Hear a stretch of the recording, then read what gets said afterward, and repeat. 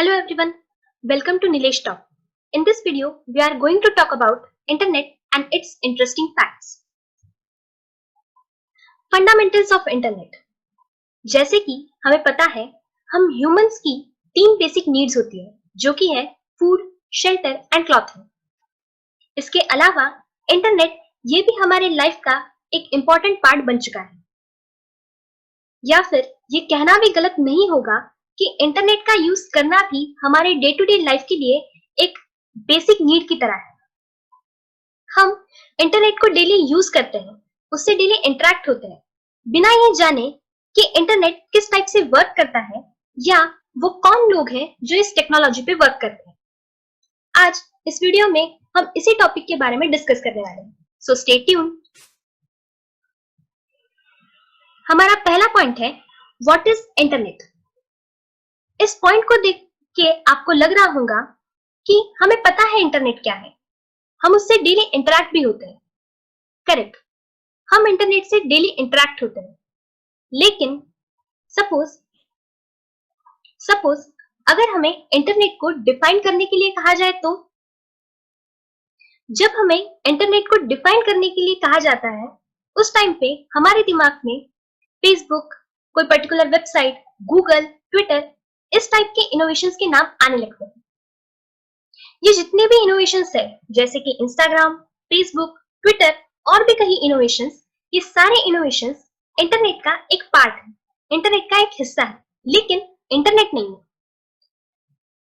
तो फिर हम इंटरनेट को कैसे डिफाइन कर सकते हैं? सो definition of internet is a network of billions of connected objects, जिसे हम नोड्स भी कहते हैं. बिलियंस ऑफ ऑब्जेक्ट्स को या नोड्स को कनेक्ट करके जो एक नेटवर्क तैयार किया जाता है उसे हम इंटरनेट कहते हैं. तो फिर वो कौन से ऑब्जेक्ट होते हैं जो इस नेटवर्क में एक दूसरे से कनेक्ट होते हैं?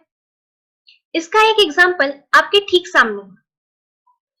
जिस भी डिवाइस का यूज करके आप ये वीडियो देख पा रहे हैं, जैसे कि आपके smart mobiles, laptops, tablets, desktop PCs, ये सारे डिवाइस इस ऑब्जेक्ट्स के ही एग्जांपल हैं. इसके अलावा जितने भी डिवाइसेस इस वर्ल्ड में प्रेजेंट है वो सारे ही इस ऑब्जेक्ट्स के एग्जांपल कहे जाते हैं. यहाँ हमने देखा कि हम इंटरनेट को किस तरह से डिफाइन कर सकते हैं और वो कौन से ऑब्जेक्ट होते हैं जो नेटवर्क में एक दूसरे से कनेक्ट होते हैं. लेकिन क्या आपको पता है जब आप इंटरनेट से कोई डेटा एक्सेस करते हैं या इंटरनेट पे कोई डेटा सेंड करते हैं उस टाइम पे वो डेटा किस फॉर्मेट में एक्सचेंज होता है? वही हमारा नेक्स्ट पॉइंट है, how information exchange on the internet. Everything on the internet is made up of tiny building blocks called a bit.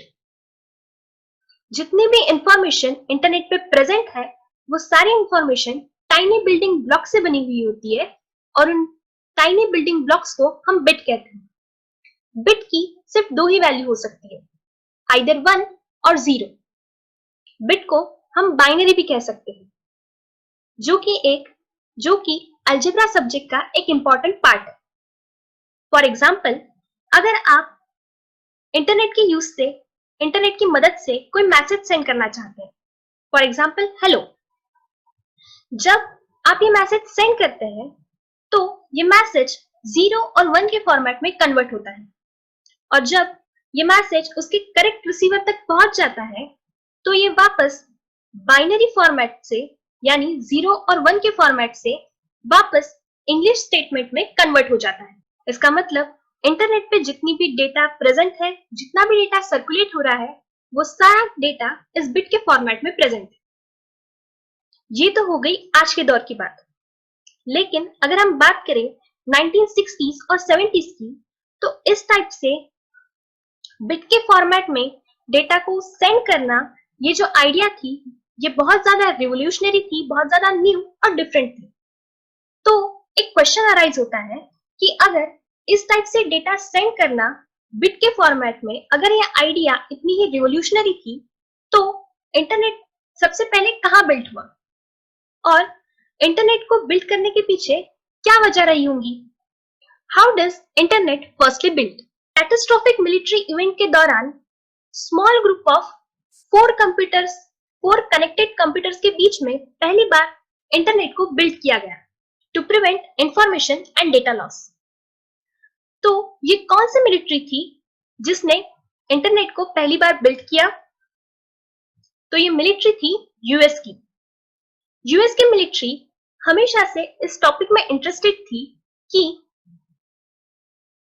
US की मिलिट्री हमेशा इस सब्जेक्ट में इंटरेस्टेड थी कि एक जगह से दूसरी जगह डेटा किस तरह से ट्रांसफर हो सकता है in case of nuclear attack. 1960s और 70s के दौरान यूएस और रशिया के बीच में कोल्ड वॉर चल रहा था। उस टाइम पे इन दोनों कंट्री पे न्यूक्लियर अटैक होने के चांसेस सबसे ज्यादा थे। तो उस दौर में यूएस मिलिट्री ने सोचा कि अगर हमारे किसी एक कैंप पे भी न्यूक्लियर अटैक होता है तो उस कैंप में प्रेजेंट रहने वाला जितना भी डेटा है वो डिस्ट्रॉय हो सकता है। तो अगर हमें उस डेटा लॉस को रोकना हो तो हमें उस डेटा को किसी और डिवाइस में ट्रांसफर करना होगा। इस टाइप की टेक्नोलॉजी को निर्माण करने के लिए उन्होंने एडवांस रिसर्च प्रोजेक्ट एजेंसी के साथ मिलकर ARPANET नाम की टेक्नोलॉजी को इन्वेंट किया। 1990s तक रशिया और यूएस के बीच में का ये कोल्ड वॉर खत्म होने की कगार पे आ गया था। उस टाइम पे यूएस मिलिट्री ने डिसाइड किया कि क्यों ना हम इस टेक्नोलॉजी को यूएस के नेशनल साइंस फाउंडेशन को हैंडओवर कर दें। जब तक ये टेक्नोलॉजी यूएस मिलिट्री के पास थी तब तक ये टेक्नोलॉजी सीक्रेट थी, लेकिन जब यूएस मिलिट्री ने इस टेक्नोलॉजी को नेशनल साइंस फाउंडेशन को हैंडओवर किया तब ये टेक्नोलॉजी पब्लिक होगी और उस टाइम से ये टेक्नोलॉजी ARPANET की जगह पे ARPANET के नाम से उस टाइम पे ये टेक्नोलॉजी ARPANET नाम से ना जानते हुए इंटरनेट नाम से पॉपुलर होगी।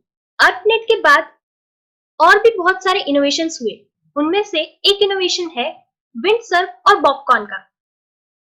विंडसर्फ और बॉबकॉन ये दो साइंटिस्ट हैं जिन्होंने कम्युनिकेशन प्रोटोकॉल जो कि top of the internet present रहता है, जिसे हम TCP/IP भी कहते हैं, उसे इन्वेंट किया। सो बेसिकली हमने यहाँ पे जाना जो पहला इंटरनेट का इन्वेंशन था वो सीरीज ऑफ कनेक्टेड कंप्यूटर से बना हुआ था। यानी पहले इंटरनेट का जो भी बेस था उसमें जो डिवाइसेस थे यानी जो कंप्यूटर्स थे वो फिजिकल वायर्स से एक दूसरे से कनेक्टेड थे। ये तो हो गई इंटरनेट की हिस्ट्री। अब जानते हैं इंटरनेट के कुछ interesting facts about the internet. Fact number 1, आज के दौर में हम Amazon, फ्लिपकार्ट, OLX जैसे एप्लीकेशंस को यूज करके बहुत सारी चीजों को बेचते या खरीदते हैं, लेकिन क्या आपको पता है इंटरनेट पे बेची या खरीदे जाने वाली वो कौन सी ऐसी चीज थी? Interesting facts about the internet. Fact number 1, आज के दौर में फ्लिपकार्ट, Amazon, OLX इस टाइप के एप्लीकेशन को यूज करके हम बहुत सारी चीजें खरीदते या बेचते हैं, लेकिन क्या आपको पता है वो कौन सी ऐसी पहली चीज थी जो इंटरनेट की हेल्प से सोल्ड, बेची या खरीदी गई थी? So the answer is bag. The first thing ever bought and sold across the internet was a bag of marijuana around 1971. Fact number 2, internet पे सबसे पहली बनाई हुई वेबसाइट कौन सी थी? फैक्ट नंबर 2, इंटरनेट पे बनी हुई सबसे पहली वेबसाइट कौन सी थी और क्या अभी भी वो वेबसाइट स्टिल ऑनलाइन है? सो आंसर है yes, the first website is still online. अगर आप info.sun.ch आपके ब्राउजर में डालेंगे और सर्च करेंगे तो ये वेबसाइट आपको मिल जाएंगी। ये वेबसाइट HTML के फर्स्ट वर्जन से लिखी गई थी और ये वेबसाइट के पेजेस कुछ few lines of text contain करते हैं। फैक्ट नंबर 3, जैसे कि हमने इंटरनेट की हिस्ट्री में देखा कि इंटरनेट को किसी पर्टिकुलर पर्सन ने इनोवेट नहीं किया है। फैक्ट नंबर 3, जैसे कि हमने इंटरनेट की हिस्ट्री में देखा कि इंटरनेट को किसी पर्टिकुलर पर्सन ने नहीं बनाया है, यानी इंटरनेट का कोई मालिक नहीं है, कोई ओनर नहीं है, फिर भी हमें इंटरनेट यूज करते वक्त पैसे क्यों पे करने पड़ते हैं? हम पैसे उन सर्वर्स को पे करते हैं जो हमें इंटरनेट प्रोवाइड करवाते हैं। तो ऐसे 3 टाइप के सर्वर दुनिया में प्रेजेंट होते हैं, जो कि है टीयर 1, टीयर 2 और टीयर 3। टीयर 1 ये ऐसी कंपनियां होती है जो फाइबर ऑप्टिकल्स को समुद्र में टीयर 1 ये ऐसी कंपनियां होती है जो समुद्र में फाइबर ऑप्टिकल्स की हेल्प से नेटवर्क तैयार करती है और हमें इंटरनेट प्रोवाइड करने में हेल्प करती है। टीयर 2 ये ऐसी कंपनियां होती है जो लोकल कंट्री वाइज जमीन के अंदर केबल बिछाती है।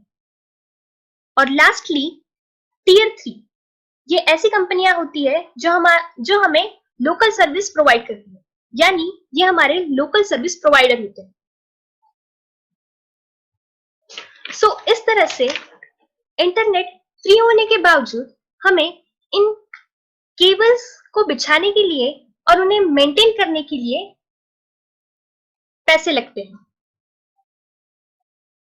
इसके रिटर्न में टीयर 1 अपना डेटा टीयर 2 कंपनी को बेचती है और उसी तरह टीयर 2 कंपनी वो डेटा टीयर 3 कंपनी को बेचती है और टीयर 3 यानी लोकल प्रोवाइडर वो डेटा हम तक पहुंचाते हैं।